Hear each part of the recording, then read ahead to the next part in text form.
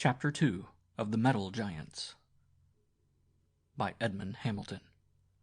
Read by Ben Tucker. Chapter 2. It was fully 4 years after Detmold's disappearance that the strange phenomena at Stockton began to attract attention. Stockton was a small steel town in northern West Virginia, set in a long valley between dark, thickly wooded hills, and from those hills came news of mysterious occurrences. The first thing to reach the newspapers was a small article printed early in July, telling of some very curious ground markings that had been discovered several miles west of Stockton. These marks were circles, some 10 feet across, in which trees, bushes, and ground had evidently been stamped down by some tremendous force, forming circular pits in the ground some 3 feet in depth. A number of these strange pits had been found by farmers, and no one seemed able to advance a plausible suggestion as to their cause. The article was published throughout the country, but as no further news on the matter was immediately forthcoming, it was forgotten in a week, as stranger incidents have been forgotten. 10 days passed before the second Stockton dispatch was printed, an article that caused a good many smiles. This dispatch told of a farmer named Morgan, who lived in the hills north of the city, a wild, lonely district, and who had suddenly appeared in Stockton with his family and few possessions, packed into a ramshackle Ford, intent on departing from the vicinity as soon as possible. When questioned as to the cause of his sudden migration, he told a very strange story. 2 nights before, he said, he had been awakened shortly after midnight by a crashing, snapping sound outside. His small house was set on the steep side of a narrow, winding valley, and the noise seemed to come from the forest at its foot. His curiosity aroused, he had stepped out on his little porch and had dimly seen in the moonlight a gigantic shape that was moving along the valley.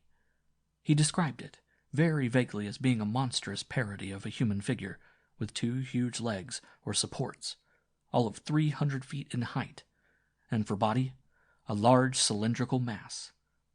It gleamed in the moonlight, he said, as if it were made of metal. It was striding down the valley in a stiff, immense imitation of the human step, and he could see that its towering limbs or supports, which buckled and straightened midway like a human knee, were crushing the forest beneath them like a forest of twigs. Only one hurried, misty glimpse of the thing he got, and it disappeared around a turn in the valley. But when he explored the next morning, he found its tracks, shallow, circular pits, identical in appearance with the strange markings that had already been found. There was a good deal of amusement in Stockton over this tale, though Morgan sullenly asserted its truth.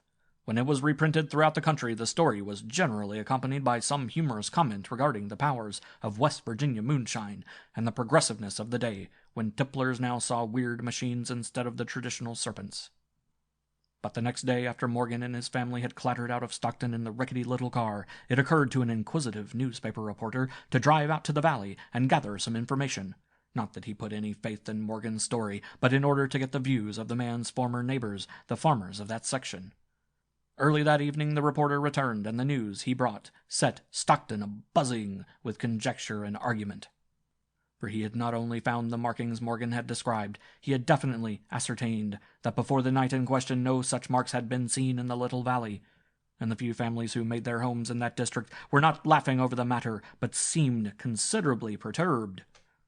All of them testified as to Morgan's sobriety and truthfulness, and one household added a corroborating occurrence of a few days before, when an 8-year-old son had returned from a ramble in the hills with a twisted, childish story of having seen a big tin man a long way off.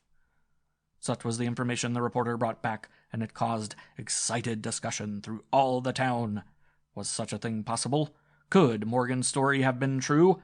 But if so, if such a thing had actually been seen, what was it? Machine? Vehicle? What? No, it could not be true. There must be some mistake, some exaggeration. And yet... The wires out of Stockton were humming that night, and in Boston and Duluth and Fort Worth the next morning people were to read and wonder. It was a news sensation, and they waited with interest for further news.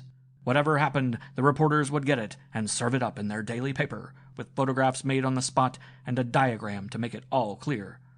Until late that night the city's principal streets were quite crowded, and there was constant discussion and speculation. For the first time, Stockton was finding itself a center of national interest, and it was very proud of its sudden fame.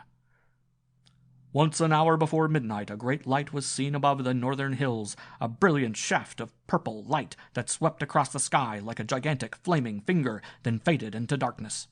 The crowds in the streets saw and marveled. For some time they watched, but it was not seen again, and the blackness of the night seemed to close around the city like a giant hand.